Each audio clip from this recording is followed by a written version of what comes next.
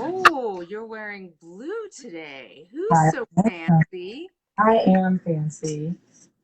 You know, do you think I'm going to let you out fancy? You're going to be up to fancy shenanigans. So once we start, I'll show you. I'll show you how it's done. Mm, mm. Hi guys, how's everyone today? I'm going to stick some waves out there because I know how to do it now without knocking my iPad over. Hi, Marco. I hope it's okay that I still call you Marco. So Mark and I grew up together. We've known each other since forever. And we loved summer because we would hang out and just play all day long until his mom called or the street light came on, whatever happened first. Hi, Paula. So we go a ways back. So hi, everybody. Hi, Tanisha. Thank you for joining us tonight, week 2. So excited, ThoughtFLOW. We are happy to be here. For those of you who aren't familiar with my madness, I'm Misty Cauthen. I'm here with my chatty partner, Nikki Taylor Stewart, and we are so happy to be here for a number of reasons. Today's topic is about resilience and expansion, and not just in the current world that we're living in. Might be a little bit tumultuous. Some people are probably just feeling groovy. Other people are in meltdown mode for sure. But we're also just talking about it in terms of just your everyday thoughts, life processing, etc., right? So we're glad you're here. We're going to stay on topic tonight. I mean, so then let me just get us off topic right away so we can get back on topic and get it out of the way. So I don't know how many of you saw our discussion the other day about fanny packs versus satchels.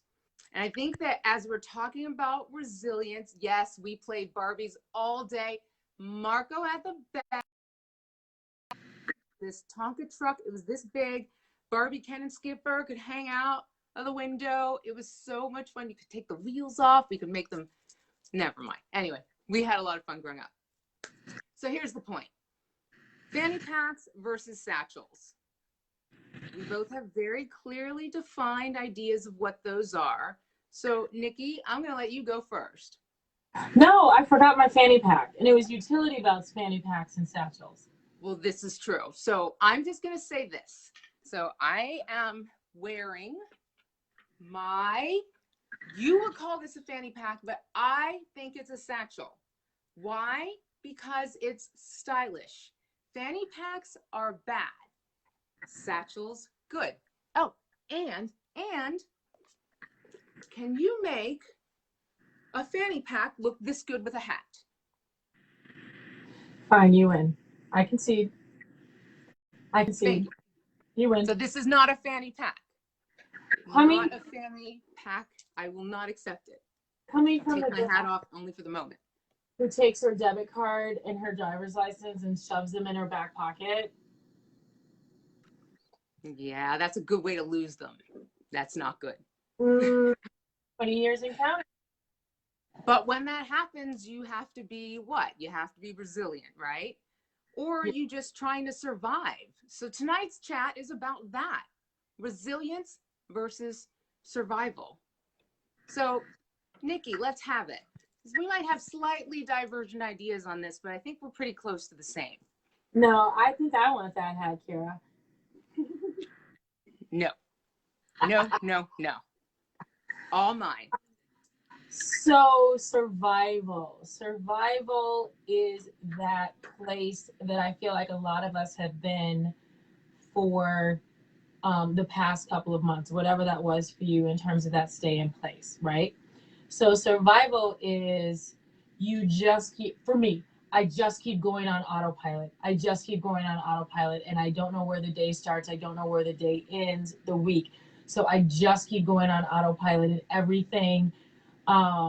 It's exhausting. It doesn't allow me room to think, plan, assess, in a way that I would be able to, if I were plotting things out, right? I guess the best way for me to say it, I've said it, is more autopilot. Being resilient for me, which I've learned a lot about this year, is about taking a step back and going, okay, this is going on. Now what? How do I turn lemons into not just lemonade, but like, vodka soaked lemon martinis with a splash in a chilled glass? I mean, let's wrap this up, shall we? So, Kidding. so no, it's about being able to plot my course, take a step back. I might push, but then I might take a step back and say, okay, let me survey the land. What's going on? That's not quite the trajectory I was aiming for. But what does that trajectory look like? Okay, let me back it up. And the backing up can take place for me in many different ways. I can back it up and just be like, woo, I need to go to bed for like 12 hours. This took a detour. Do I like this detour? Okay, I like this detour, but what are the other steps? Because that wasn't my plan. So what steps do I need to implement? And assessing where I am, taking that time out to assess where I am, and ultimately not being stuck, not allowing myself to get stuck, and just kind of spin my wheels, right, or crank that gear. If you've ever driven stick shift, which is awesome. We were just having this conversation with neighbors of ours, but I digress. So it's about being able, I think, more assessment and looking at where you're going, how you're getting there, definitely pushing through, but being able to take the time to assess when, where, and how you're pushing through, and if it's productive. Sure, sure. And I agree with that for the most part. I think where people get stuck, just my opinion, because I got my psychology degree from Google, and I studied really, really hard, and I also got my virology degree from there too. So, just in case you're wondering, I think that people kind of get stuck on, hey, now, on that resilience step. It's like, woo, resilience. I bounced back in the face of diversity. I made it, and what's next? What do I do next? Where do I go? And in my mind, the bounce back is, I don't want to say it's the easy part, because when you're going from survival to that place of resilience, it's oftentimes a slog through the muck. But Right. how then do you get past that point of resilience to thriving? And I think a lot of that has to come with a lot of honesty and a lot of truth and a lot of time with yourself, self-reflection, understanding what your purpose is, being able to assess the situation almost as well from the outside as you can from the inside, or vice versa, and then being able to decide what thriving is. It may not be the path that you determined prior to, like you said, it may be the pivot that's truly the thriving, but you have to be open to the depth of what resilience is, I think. And a lot of what we're talking about requires tools. And it requires tools, and it requires a forethought to implement those tools. Whereas versus survival, right? Survival, you're just in it. Whatever comes your way, yeah, you're just in it. And you may or may not have inherent tools. Some of us survive better than others, depending on what it is. My boyfriend swears I'm not alive if we have to just eat off the land, because I'm a picky eater. And don't let me down. I will eat what I need to when I need to. But I mean, at some point you have to hire somebody, right? To live off the land. I mean, this is not Little House on the Prairie. I might not make it. I'm volunteering myself to go first. live off the sandy shores of a beautiful beach at an exclusive resort. But no, we didn't say that. I mean, you say that like it's a bad thing. It's not, I don't know. really isn't. Oh, there you are. Go ahead. Yeah. No, so that just those differences between survival where you may or may not have tools, but resilience in that bounce back is about assessing and replenishing and seeking a path intentionally versus being just thrown into a path. Yeah, just bouncing around and hoping for the best is not necessarily what I would consider to be resilient. But you strike on another really good point. And Mark does here. He says taking a solo vacation, even if it's to a hotel, to take a moment and have a come to Jesus with yourself. Yes. A lot of people I know, a lot of my girlfriends in particular, have learned that in order to sometimes get through that muck, they need to really truly unplug, get away from the house, even if they have to pitch a tent in the back of the house, but just kind of remove themselves from their stuff so they can immerse themselves in their stuff. And I think that's a tool. Being able to be comfortable with your stuff so that you can kind of hammer through what it's going to take you to get through to the next step, through that survival into that resilient place, and then be able to bounce back and thrive. I think that is a huge part of what's missing in a lot of us, right? Like you said, we're going through a lot right now. We're bogged down. How do we manage to thrive in a position where we feel like we can't catch our breath? I think that's my cousin. I couldn't see the little icon. I can't see with the glasses or without. Hey, Chris. I just have those. It's actually Chuck, but that's a different story. Oh, no, that is. Oh, no, Chris is there. Sorry, Yeah. Chris. Hi, Chuck. Go ahead. You spoke about getting away from your stuff to have time to examine your stuff, your internal stuff, right? From a survival perspective, we have a lot of external stuff that keeps us in survival mode.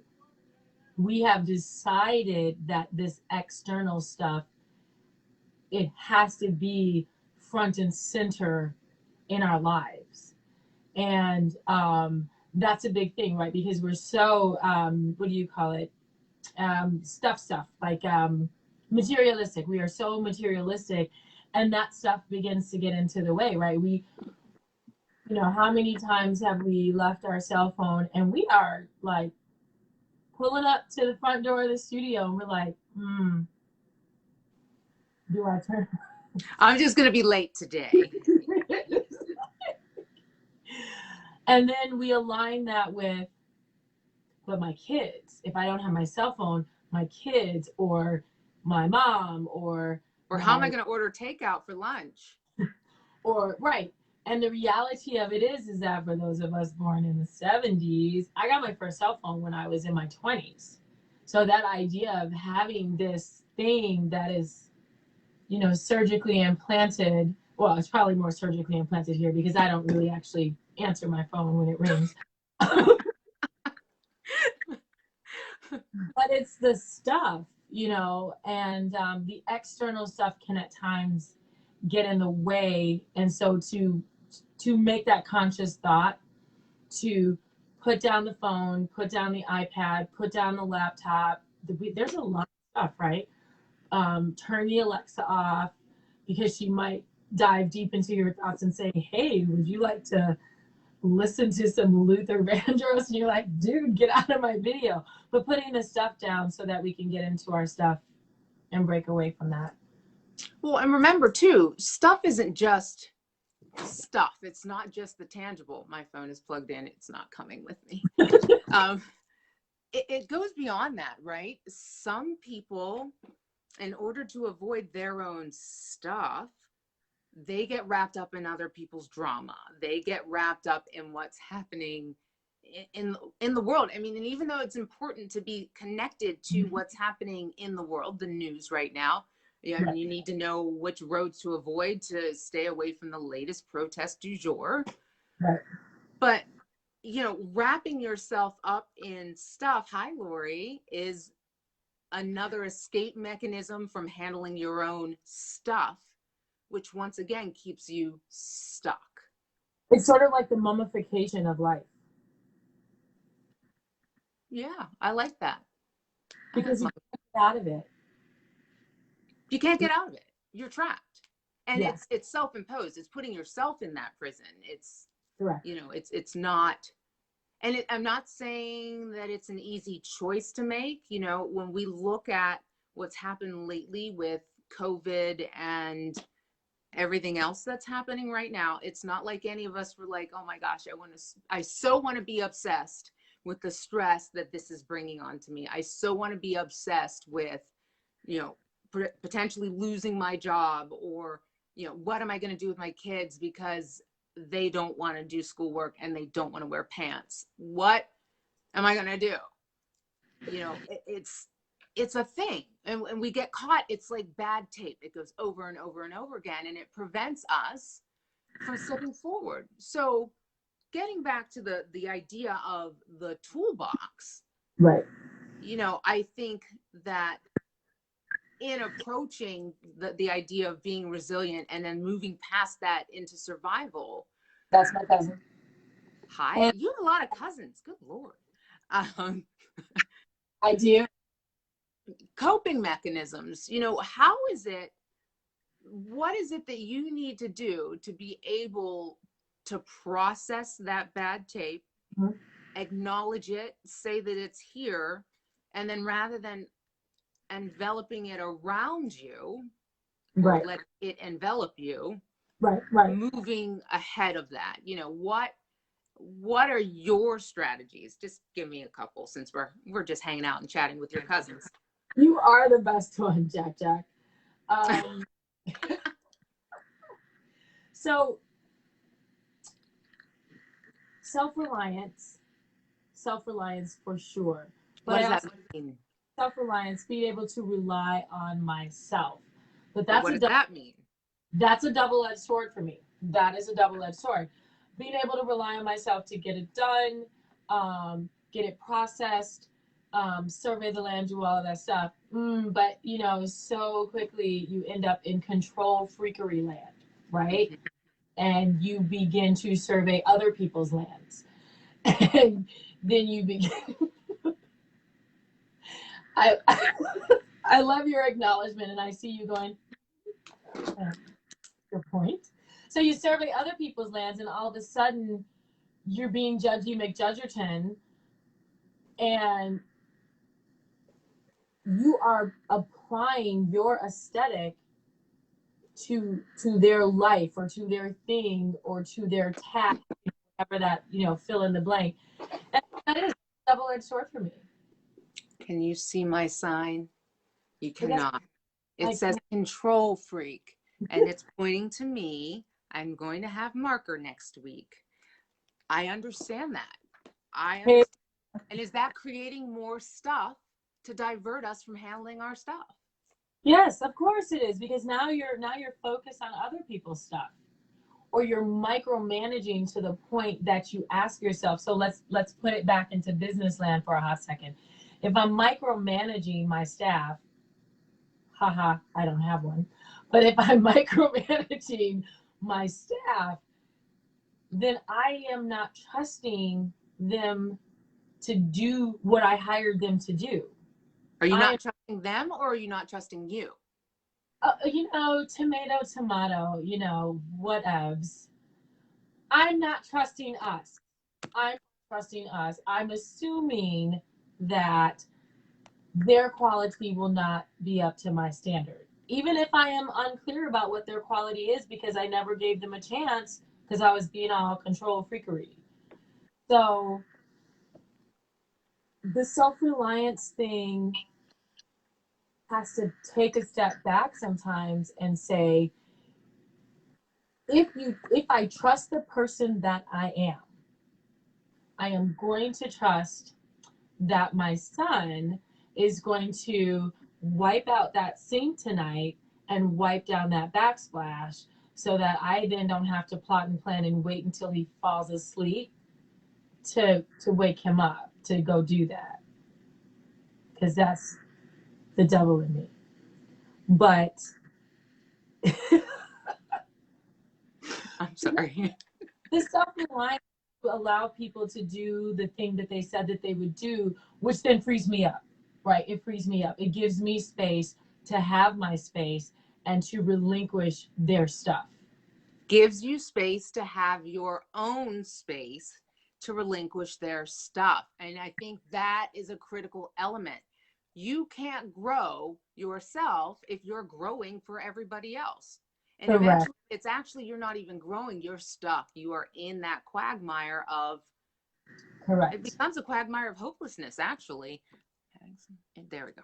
And I think that is such a golden niblet. Having that realization that if you're not allowing people to do their stuff, then it becomes your stuff. And who needs any more stuff? I don't need any more stuff. Oh, and then you create a pattern, right? I'm going to speak from the perspective of a mom and kids. You create a pattern, and you create a pattern of them. Well, first of all, you're not asking them to tap into their own self-reliance. They're passing the buck to you, and then you're like, what? That's not mine. Like, why? I gave it. I was doing it on my own, but then now all of a sudden you're sliding your stuff to me. That's not my stuff. So I think it's also about in terms of motherhood specifically, and I suppose staff, if you have a staff or if you have people who work with you, you want people to experience their own self-reliance. Yeah. Yeah. And I think that is a part of team building. And when you're working in a team, whatever that is, right? A work team, a familial team, whatever that is, right? When you're working as a team and everyone knows their thing to do their stuff, and if everyone is doing it, number one, if you're not bogged down in everybody else's stuff, you have a much greater chance to see when someone may need a little help. And you can offer that. And there should be a reciprocity there. It shouldn't be just like, oh, I'm always helping you, but there's, but you can look there and you can shift and lean where it needs to happen within that circle, whether it's two people, maybe an intimate partnership, whether it's parents and kids, whether it's work. How do I wait? Dawn, I really couldn't tell you. I've been pushing buttons, trying to wave back at people. I don't even know if I'm waving back. I'm trying my best, but I'm getting old. So that is definitely self-reliance versus control freakery, and the ripple effect that can happen in both directions. Right. Yeah. And I think we all have a little bit of that control freak, and we all have a little bit of that, I'm just going to chill out, just let it all happen over here. How do we, as individuals, what is your trick for being able to turn that off and on as you need it? Because there are times when it's important to be a control freak. Right. It's not necessarily a negative. So I'll frame it like this. One of my biggest strengths, I think, is my tenacity. When I set my mind to something, I'm going to make it work. And if I'm not going to make it work, maybe my intention is to break it. I'm open enough to know that they're not necessarily mutually exclusive. But my weakness is my stubbornness. Tenacity and stubbornness are essentially on a razor wire with each other, right? You're on this edge of the wire, you're on this edge of the wire. Right. So, both can be really, really important. Both are really important to find growth, But how do you know when to turn one off, to tap into one while relinquishing the other? Okay, so hey, Micah, that's my BFF. Hi, Micah. Good to meet you. And Lynne, good to see you as well. And Dawn, while we're at it, I'm just going to say, for those of you who accidentally found yourself here and we don't know you, welcome to ThoughtFLOW Volume 2. We're talking about resilience and expansion. And we haven't even gotten to expansion yet, so you're here at a good time. But I'm Misty Cauthen, and I'm talking to Miss That's a Lot Control Freakery, Nikki Taylor Stewart. So please go ahead, continue. How do we delineate between the two? So I will tell you personally, not a lot of people know this about me. I have a good marker. Not everyone is going to have this marker. I have MS. MS and I'm hypothyroid. And so I have two little friends that like to hang out with me. And I feel it. I've done it. I've overtaxed my nervous system to the point where fatigue was an understatement. And so I pulled back, from that 40, 45 hours studio work week. If you have a studio, been there, done that. I know we have all done it. Yes. And you thought about just putting a really nice cot in the studio because you were only going to leave to go home, shower, get in bed, and turn right back around. So why leave? I cut my work hours. And hi, Lynne. Yeah, it's interesting. It's interesting. Me since 2014.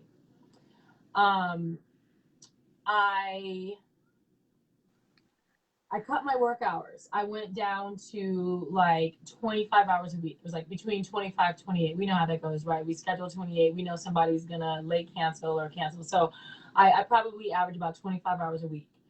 And, and then I was like, oh my gosh, this is so weird. What do you do with the rest of this time? And when I got over that, I was like, oh, this is kind of cool. Even if I was seeing early clients, I'm definitely an early riser. I'm up at like 4:45, 5 o'clock. I may not get up, but at times I do. Something wrong with you. Started to creep in. And mind you, when I was diagnosed, I had a 3-year-old, 5-year-old, or something like that, or maybe a 2-year-old and a 4-year-old, something like that. So it wasn't even like those hours were empty. I had these people who looked at me to like do stuff and were so adamant that I do stuff. And so I started to listen to my body. And as I got more and more into that pattern, because the better I felt, then I was like, oh, I can add this or I can add this. And then I was like, oh, hold on a second. So then I wrote down how I wanted my work schedule to be in conjunction with my life schedule. And I began to build this scaffolding. And if I started coming close to the edge, I pulled myself back, but I needed that. I journal in a sketchbook because I like to doodle too, and I like to use colored pencils, and it makes it really pretty, and I highlight things. And so when I would come back and see where I had broken a promise to myself, because we always say, right, we can do this one more thing. We can teach this one more client. We can do this one more workshop. Yes, I can teach an 8-hour workshop. The question becomes, is it valuable to me to do that? And so I started asking myself questions in reverse. That is how I tackled it. And I learned to say no, and it was hard. I would be like,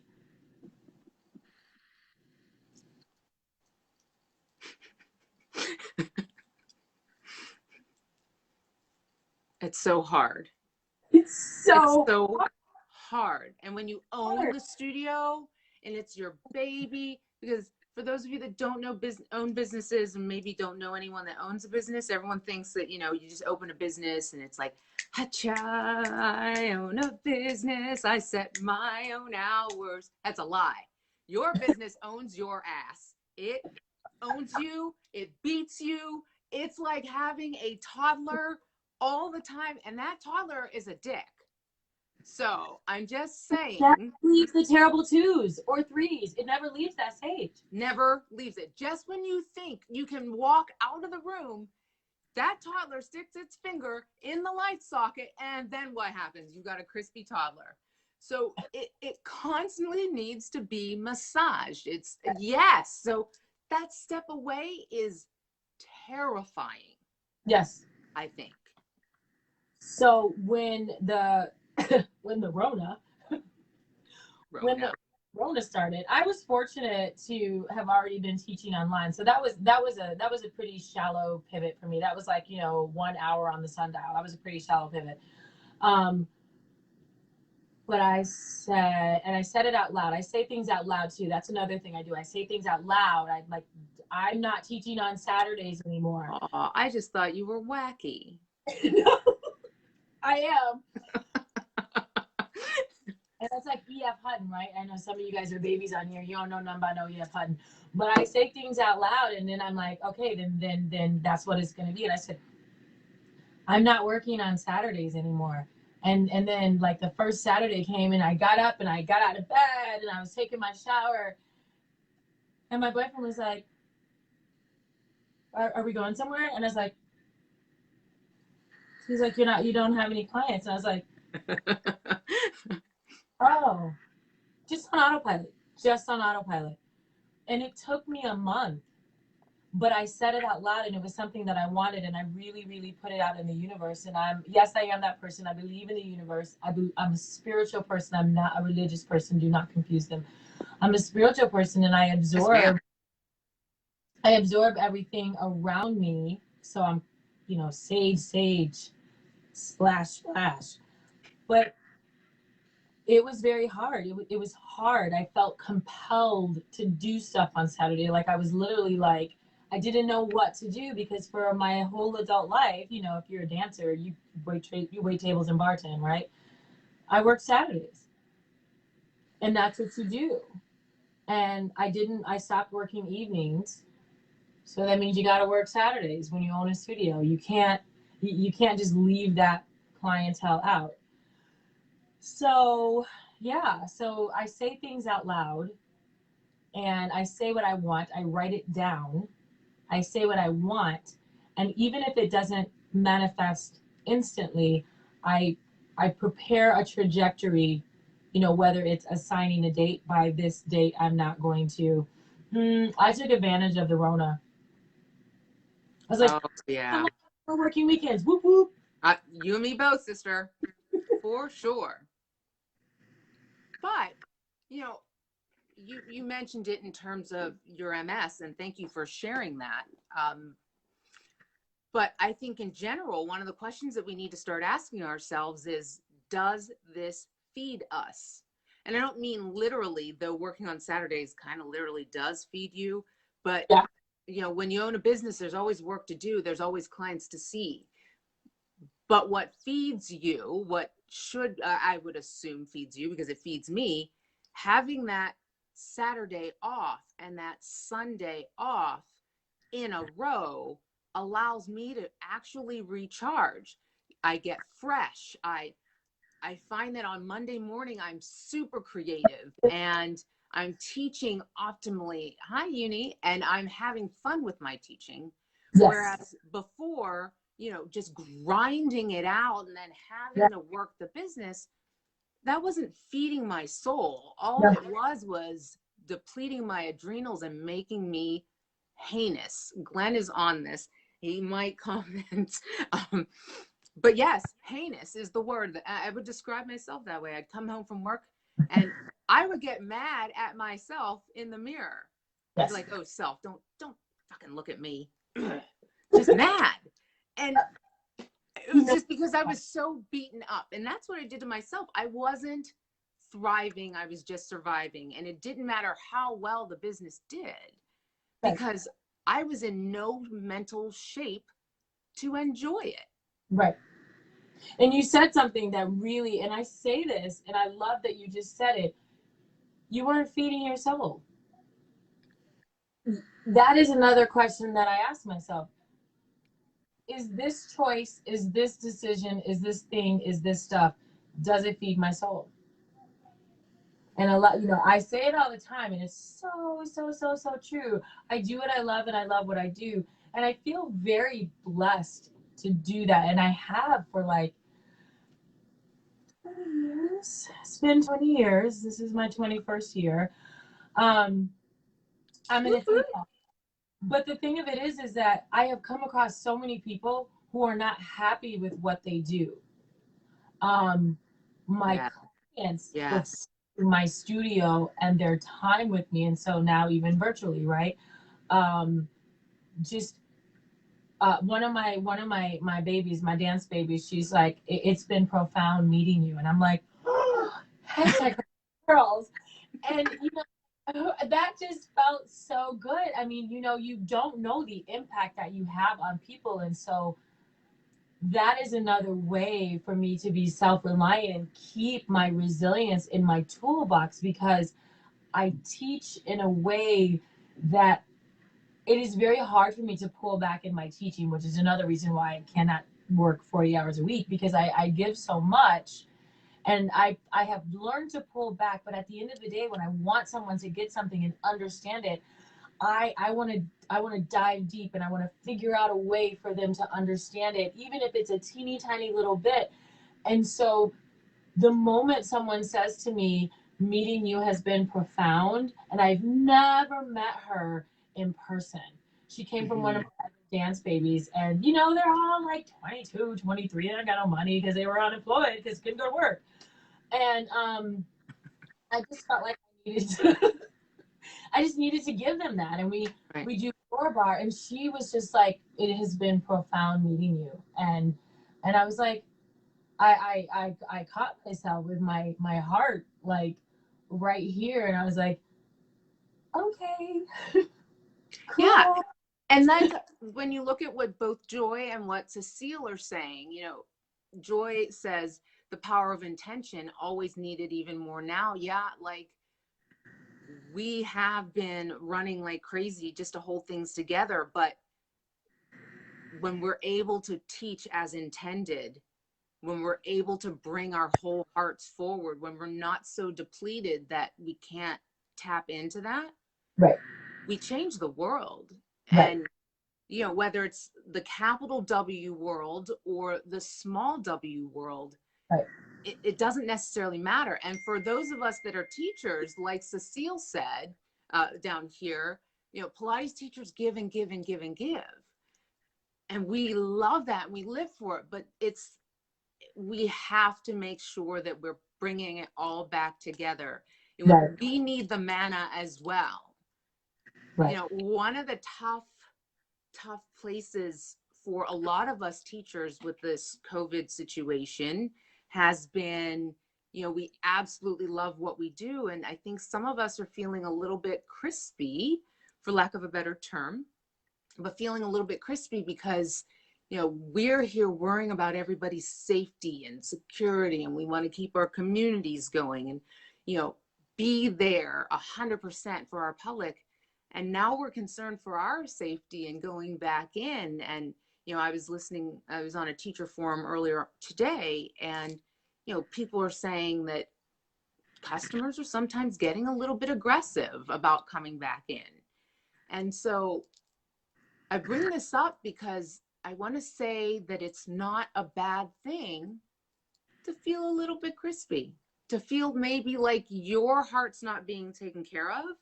And I just want you to take the accountability of taking care of that on your own. Like, you set the boundaries, you create the red lines, and you stand in your power as Right. an owner, as a teacher, as a leader of Yes. your own life first. Right.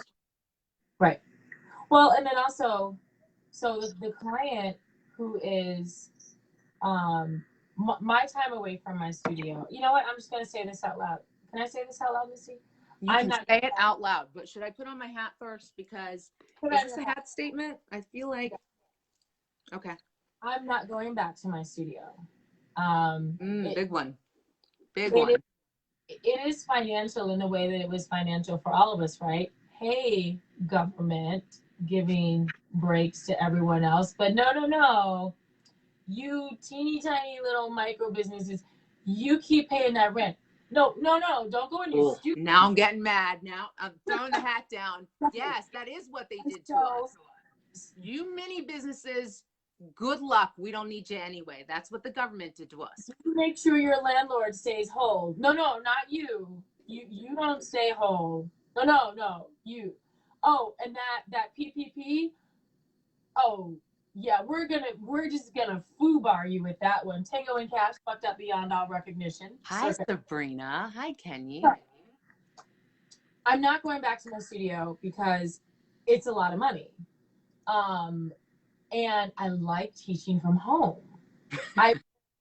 It would grow and evolve, but I got really pissed off that the government was telling me that I had to make it or break it, because we were all the categories that got the most confusion for PPP.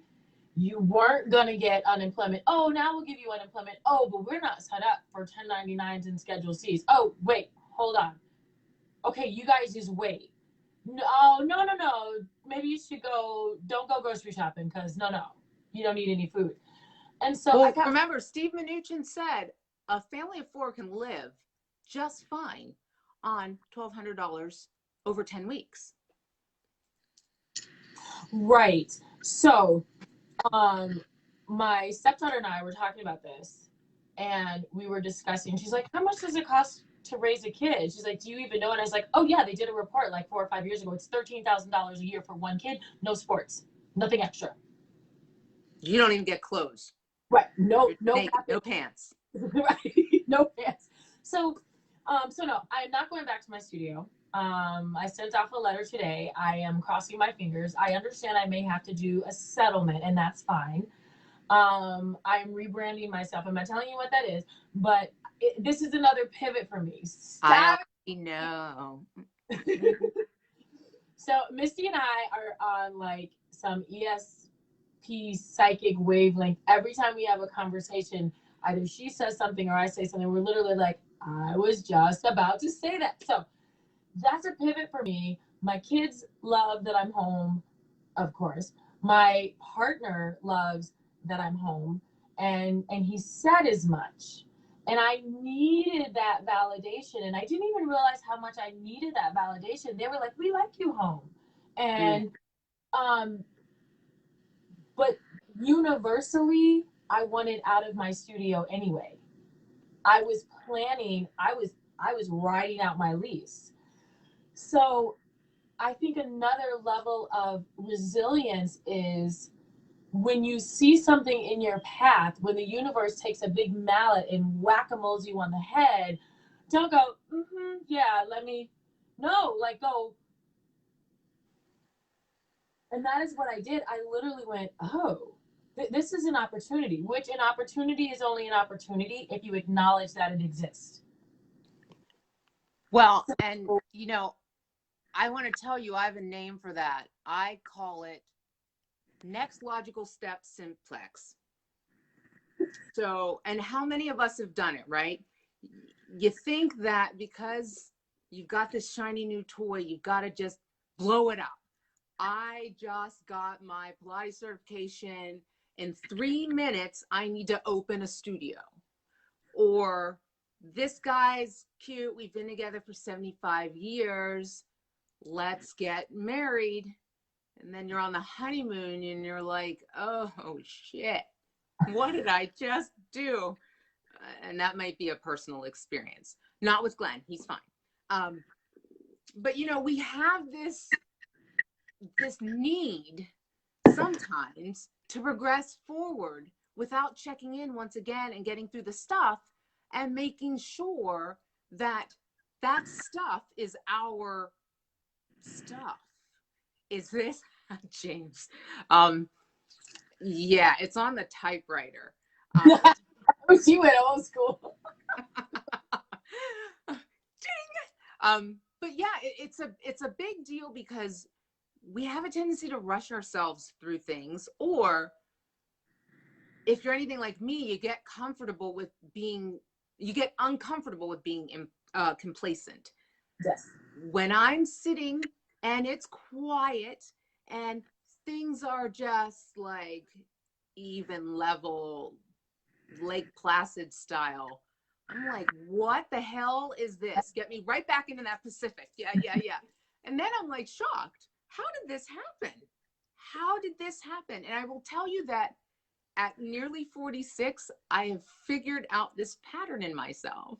Now, I'm not necessarily promising you that I have fixed it, but you know what they say, knowledge is power. And I really, really work hard to not end up back into those boondoggles. Okay, books in the mail. At some point, I'll take a week off and I'll just write it then on my typewriter. But in all seriousness, I see it happen all the time. And I feel like it's something that we all need to kind of start to work to get a handle of, because we shouldn't let life drag us along. We have to be active participants in our lives if we're going to truly live them and not end up just surviving. If the goal is not to thrive, then why are we doing it? Right. Now, what you described to me, what we talked about before, was hard stop goals. So you spoke about my goal is to get married. Well, the goal. Well, that wasn't really the goal. That was just the next logical step. No, right. And so maybe that's a little bit different than a hard stop goal. So if I put it in the perspective of business, right? Yes. The goal is not to open the business. The goal is to run a successful, ever evolving business. And that's where I think sometimes people get just waylaid. It's like, well, I opened my studio. And you're like, Now what? You know, that's the goal. The opening of the studio is on the path to the goal. And the goal is ever changing, because you may open a studio in a thingy or whatever, like a neighborhood or whatever, but then maybe the demographics of that neighborhood change. Right. Maybe, and by that, I don't necessarily mean socioeconomic. Like, people could just be getting older and need a different eye, right? Or more people with young kids move in and they don't have the schedule flexibility. Right. I don't care how wealthy or not wealthy they are. They're still kids take up a lot of freaking bandwidth. They do. And I think that, and that's another thing with that self-reliance, right? Because when we try to pretend like our kids don't take up a lot of energy, and in a good, loving, just fabulous way, they do. And if you are low man on the totem pole and you're giving to everyone, and then your kids, somehow we find that extra energy for our kids. That teaching them their own self-reliance becomes that much more important.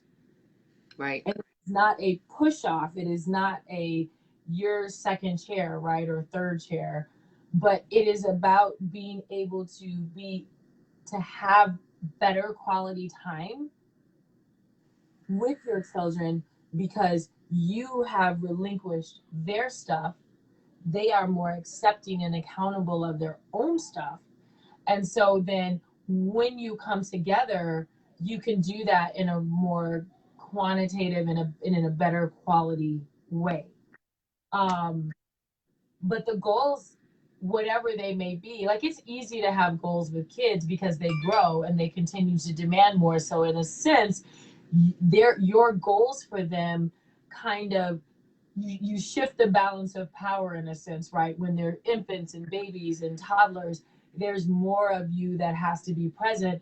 But then as they shift through puberty and then transition, you can see that balance of power starts to shift off. And I started looking at that, and I started looking at what I was doing for my kids, and I was like, oh, I could take that model and slap it on my business. And that was a way that I began to sundial myself and make those little pivots that would allow me to transition without a hard break, but allow myself to see my goals that are sort of metamorphosing, if that's a word. Did I say that right? I don't know. But they're changing. Right.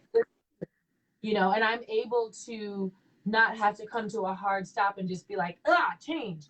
But I can kind of slide myself in and kind of make little changes as I go. Well, and that's the idea of expansion that we were talking about as well. And expansion, not because I've been eating lots and lots of Simply Cheetos, not the kind of expansion that we're talking about, but the expansion beyond the idea. So I like to say to people that I sometimes do some business consulting on the side, more than sometimes, but that's a different story. We're not talking about that right now. What we are talking about is people like to get their hands on that idea. And I love this idea. And I love this idea. I love this idea so much. It's such a good idea. And then they achieve it. And like you said, what's next? If you're wed to the idea, not the ideal, how are you going to move ahead? How are you going to expand? It's that hard stop. So what is it that we do? What can we do to make sure that we're expanding in all ways? Mindset, physically, all of these things. And one of the things that I really want to talk about in terms of expansion, this is one of the hot button topics. Everybody's been talking about this for a year. I wrote about it a couple of times last year. It was published in Medium, actually, online, but self-care. And I stopped writing about self-care because I felt like, you know, this idea, this whole movement of self-care and self-care Sundays and self-care selfies and self-care snacks, and, you know, it's all very, very external. It's something that's being done to me. I'm getting my massage. I'm getting my, and don't get me wrong, it's important to pamper and take care of yourself that way. But, you know, Nikki and I have been talking about the whole concept of, was I doing it? Well, kinda. I did book regular massages, Mark, and that for me was a big deal.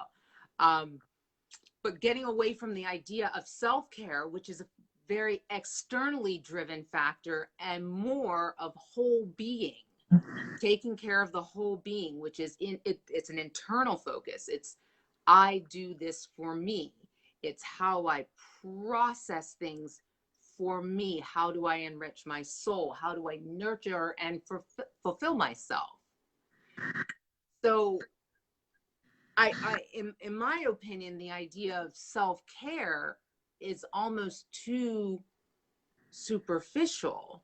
And like Mark says, were you doing it internally? Too many of us stop at the surface layer. Yeah, my skin looks great. My soul's for shit because I'm tired. Right. Right. So. And the self-care, so when we speak about, so first of all, it's been that industry has been very commercialized. It's been very commercialized. And it wasn't speaking about what was necessary to keep us moving forward. And self-care for me, in regards to my MS, I intermittent fast. And I'm not prescribing it. I did my research. It's what works for me. I intermittent fast. And I'm happy to talk to you about it more if you want to know. I didn't do it to lose weight. It resets your nervous system. It gives your nervous system a break.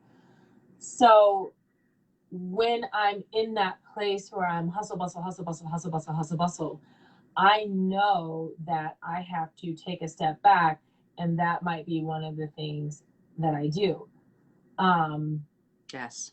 So it allows my body to process. It's amazing for mental clarity. Mm-hmm. Maybe I had a wee bit too much red wine. Um, you know, maybe I went out to dinner and I had dessert and it was just a little too much sugar. So if Micah and Jackie are still on here, I don't eat candy anymore. Anyone who knows me knows I was all about the Starburst. And I realized self-care, whole being, whatever that is, right? Paying attention to those things and really starting to pay attention to what I was eating, how it made me feel, what I was reading. So right after Trump was elected, and then it was like wintertime, right? And It's I been was in my winter time for 4 damn long years. Jesus right Christ. Game of Thrones. Sorry. It's coming.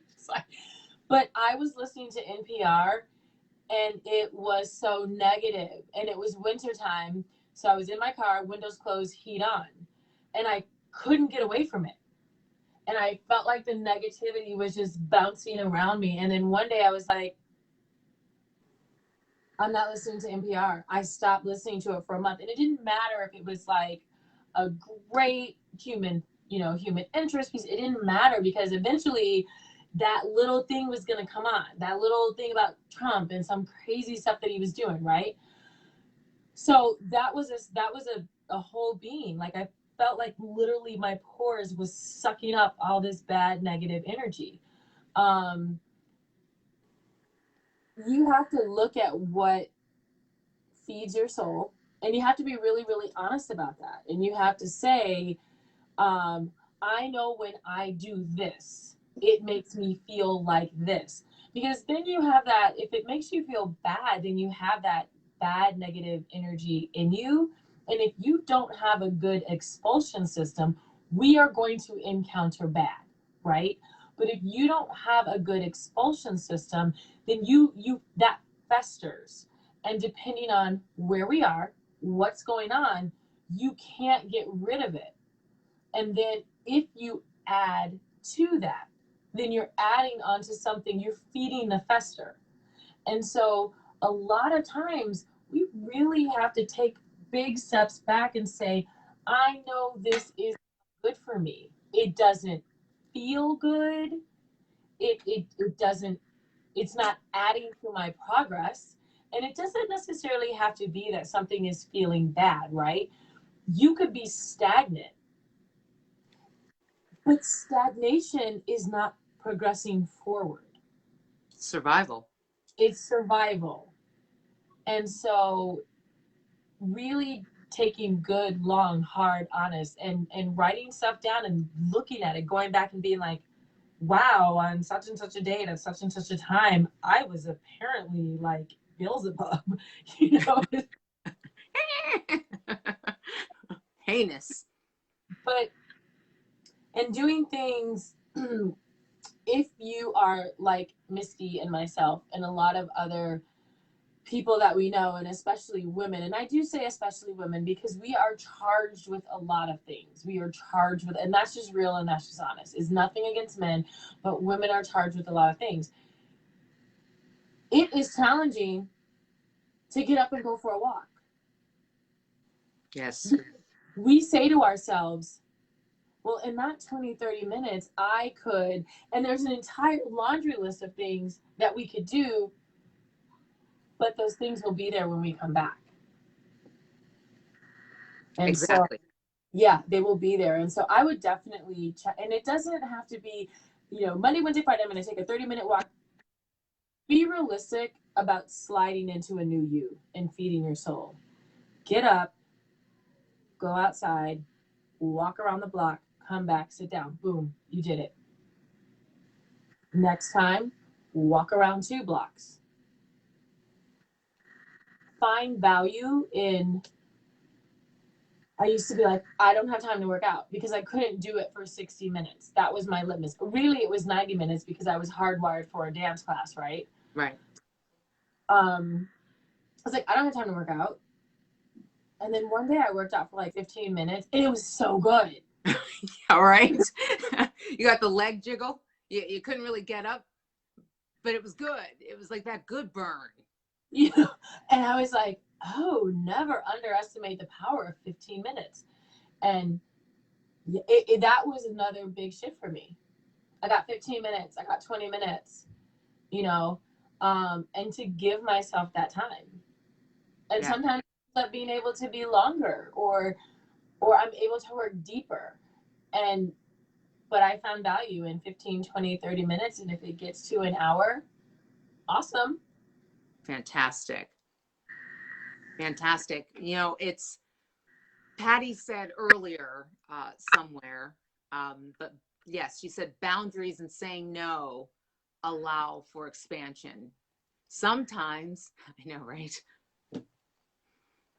Sometimes opening yourself up to seeing beyond the boundary can allow for expansion as well. Your boundary that you set for yourself was, hey man, if I don't get 60 minutes, I can't work out, which is really self-defeating, because running like you do, running like we do as people, as business owners, eking out 60 minutes in your studio. Listen, for those of you that don't know this about me, at the end of the day, I run out of that studio like Godzilla's coming. Godzilla's coming, and he is looking for me personally, and I need to get out of there as fast as possible. I would actually leave my car and run away from that place. And it's not that I hate it or whatever, it's that I have had enough and I need to separate myself from that space. So if I only allowed myself, you know, it had to be 60 minutes and it had to be in the studio and the stars had to align perfectly, I would never get it in. I like the down and dirty 15 because I can really do a number on myself in 15 minutes, but in a great way.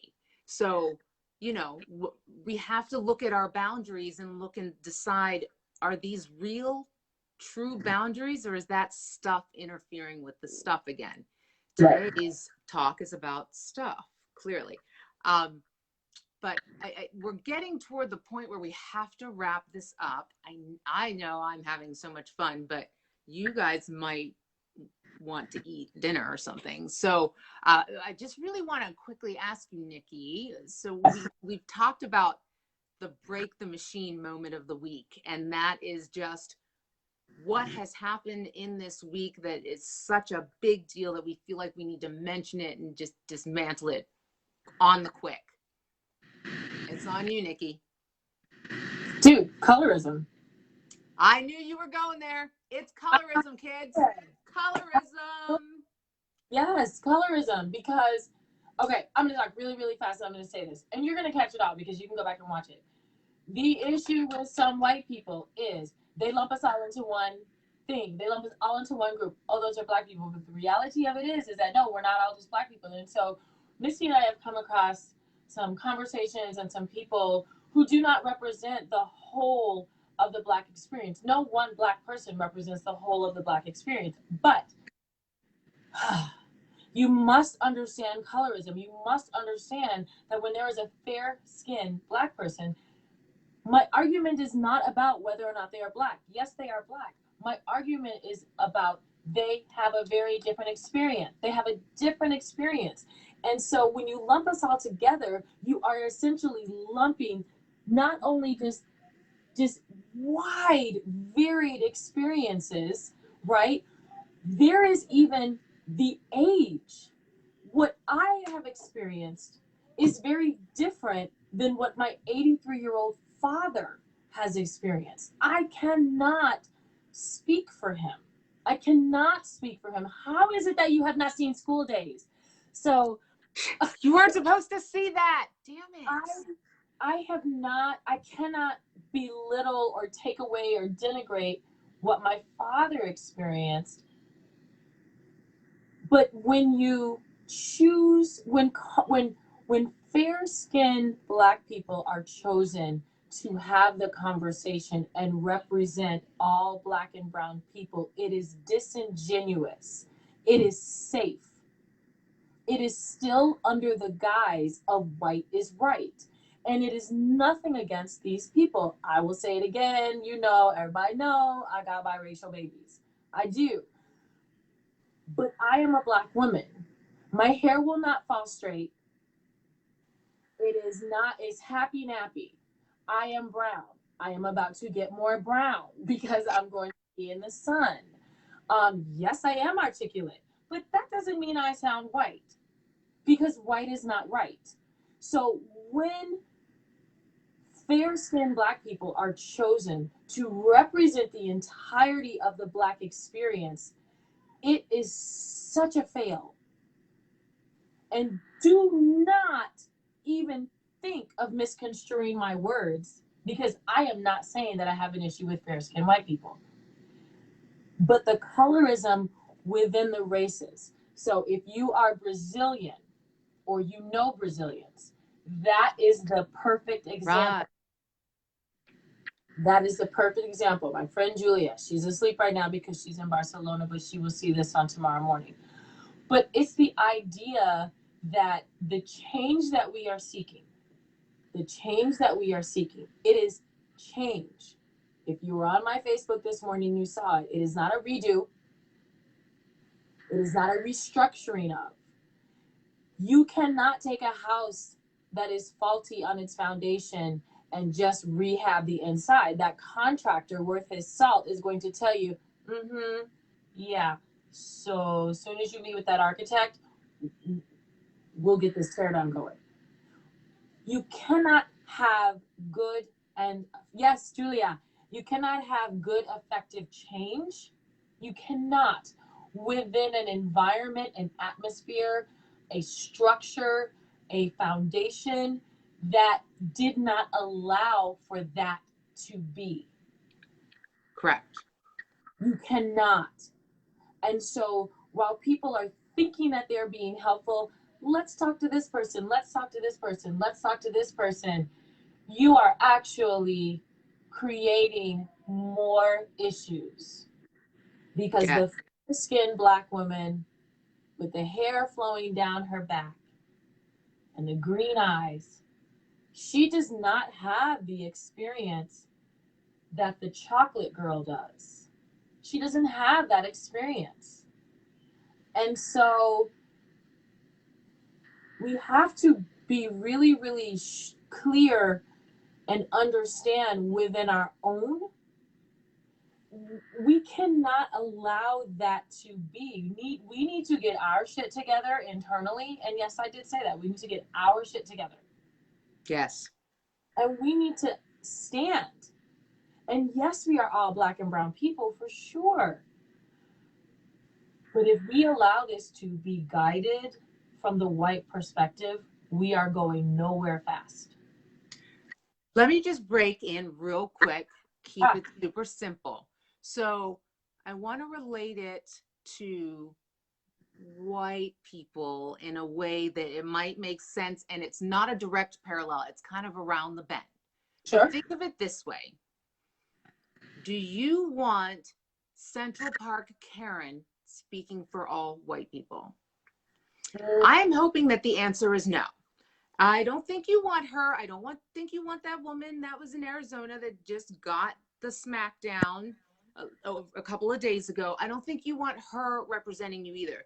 And we're not saying that fairer skinned Black people are that. I'm just trying to make it. Thank you, Patty. Can I get an amen?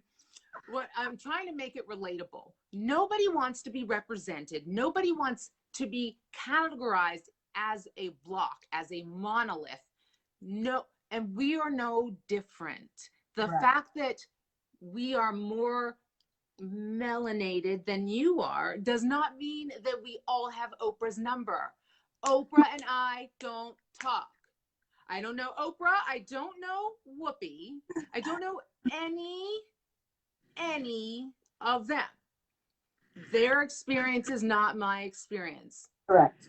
And I can guarantee you, even at the Oprah and Whoopi level, it's not the same as a Jada Pinkett Smith.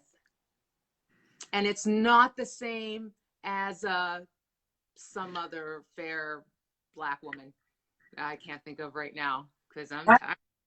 What was that? Halle Berry. Yeah. Oh, definitely not the same as Halle Berry. You know, so if you get anything, Beyonce, I can't with that one. I just can't. No, no. Yeah. If you get anything about this idea of colorism and what we mean by it, what we're trying to say is that some white people like to make it easy and say, oh, well, this precious Black person over here understands what I'm saying because, you know, they're less threatening, they're easier, maybe they justify your ideal of beauty, whatever it is. That's taking the low-hanging fruit. It's not acceptable. It's not acceptable unless you want us to start calling you all Karen. I don't want to do that. I'm not calling Patty Karen. I'm not doing it.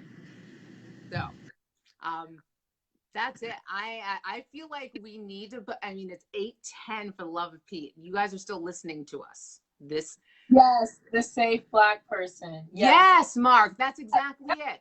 You know what? This is a Black person. I mean, Nikki was going to bring a hatchet to this talk tonight. And, you know, I felt like that was a little bit unsafe. But right now we're safe Negroes tonight. So what I want you to take away from that is it doesn't have to be scary. We come in many shades. We do. And just as we are not all Laquifa, you are not all Karen. And so let's just keep it that way, shall we? So that's us for. I swear to God, we don't rehearse this. I mean, you probably knew that, but we just have so much fun. Yeah. Doing this. Yeah. And P.S. I know some of you just turn in for the race stuff, and that's okay too, because we're going to keep talking about it. You know why? Because somebody has to keep talking about it. And yeah, so if you keep coming, you just have to be ready for it. And that's it. And we love you all for coming to play. Oh, Jessica. Yeah, well, I mean, we can't talk anymore. No, we're not talking about you. Don't worry. But we will keep getting into these topics more and more as we go along because these are important. So I want you to know that if you have, Mark, if you need some information, I mean, like, I'm not going to be Google because I just got my Google degree in a lot of things. So I don't have the bandwidth to look up a whole lot more. But if you want to understand personal experiences, you can get them here and you can reach out because this is how we grow. This is how we expand. This is how we go beyond survival, beyond resilience. We thrive and expand together or we just die out. So love you all. Thank you so much for being here with us tonight. And see you next Thursday night for Volume 3. I'm so excited. Thank you, Martin. We love you too. Guys, thank you. Have a good night. Bye, Lynne. Bye, everybody. Marco, Patty, everybody, Jessica. Love you all. Bye. Goodbye.